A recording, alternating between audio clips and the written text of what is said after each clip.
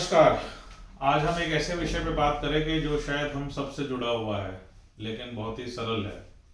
आज हम बात करेंगे कि हम आँखों में किसी भी तरह की आई ड्रॉप्स जो डालते हैं तो उसका सही तरीका क्या है। तो आज हम इसके बारे में एक छोटा सा वीडियो द्वारा आपको समझाएंगे। सबसे पहले आँखों में दवाई डालने से पहले जो भी बंदा दवाई डाल रहा है वो अपने हाथों को या तो साबुन से धोएं या स्टेरिलियम से अपने हाथों को अच्छे से साफ करें। खास तौर पे उन आंखों में दवाई डालने के लिए जिनका अभी अभी ऑपरेशन हुआ है, चाहे वो मोतिये का हो, चाहे वो पर्दे का हो या किसी भी चीज का ऑपरेशन हो। तो जब हम अपने हाथ साफ कर लिए और स्टेरिलियम से अगर हमने हाथ साफ किए हैं तो उनको सुखा लिए, उसके बाद हमें मरीज को ऐसे बिठाना है या लिटाना है। उसके बाद हमें ये ध्यान रखना है कि हम मरीज की आंख पे किसी भी तरह का दबाव ना डालें। हमें अपना एक अंगूठा या अपनी एक उंगली आंख के नीचे जो हड्डी होती है उस पर रखनी है।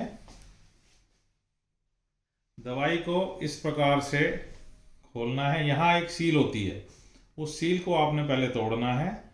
सील तोड़ने के बाद ढक्कन खोल के एक ड्रॉप को पहली बार नीचे गिरा के ख़त्म कर देना है, ताकि अगर कोई इम्प्योरिटी इसमें लगी हुई हो तो वो सारी साफ हो जाए। आपने ध्यान रखना है कि इस नोजल पे या इस ढक्कन के अंदर आपको हाथ नहीं लगाना है। अब जैसे हमने एक ड्रॉप गिरा दी, उसके बाद ये दवाई उपयोग करने के लिए बिल्कुल तैयार है। इसके लिए अब हमें मरीज की आंख के नीचे की हड्डी पे एक अंगूठा या उंगली रखनी है। मरीज को पीछे देखने के लिए बोलना है और हल्के हाथ से इस हड्डी की त्वचा को खींच के एक पाउच बनाना है। इस पाउच बनने के बाद ऊपर से एक ड्रॉप आंख के अंदर डालनी है और धीरे से इसको छोड़ देना है। ये एक सरल और सही तरीका है आंख में दवाई डालने का। ध्यान रखेंगे कि हमारे आंख के अंदर सिर्फ एक बूंद को रखने की क्षमता होती है।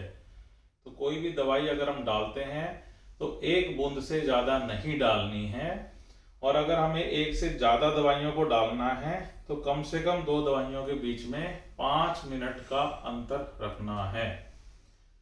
अब दवाई डालने के बाद हमें मरीज को बोलना है कि कम से कम 2 से 3 मिनट अपनी आंख को बंद रखें, ताकि दवाई अच्छे से आंख के अंदर एब्जॉर्ब हो सके। ये भी उतना ही जरूरी है जितना सही तरीके से दवाई डालना। अब इसके उपरांत थोड़ी सी दवाई अगर बाहर लगी रह जाती है तो उसके लिए आपको एक टिश्यू पेपर या गर्म पानी में उबाल कर कॉटन को रखना है। जो दूसरा तरीका है कॉटन को उबाल के रखना, वो ज़्यादा उचित है उन आंखों के लिए जहाँ पे ऑपरेशन हुआ है। जहाँ ऑपरेशन नहीं हुआ है वहाँ आप सादे टिश्यू से भी कर सकते हैं।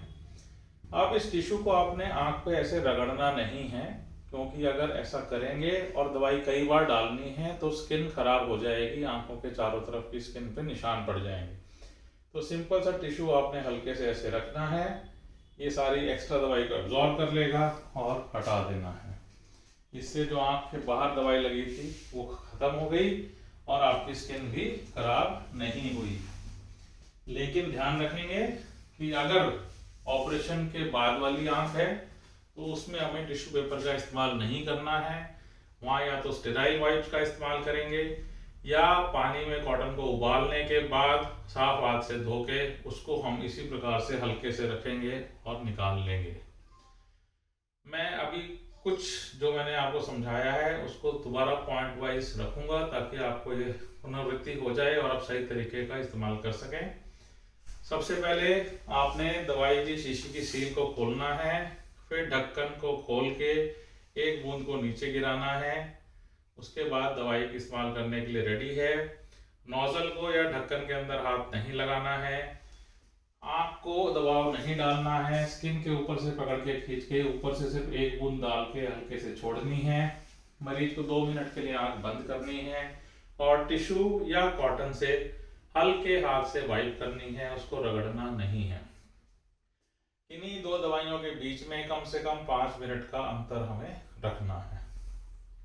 मैं उम्मीद करता हूं कि आज हम आपको आंखों में दवाई डालने का सही तरीका समझा पाए। अगर आपको ये वीडियो अच्छा लगा तो इस वीडियो को लाइक कीजिए, ताकि जो ज़रूरतमंद लोग हैं उन तक हम पहुंच सके और सभी को दवाई डालने का सही तरीका समझा सकें। धन्यवाद।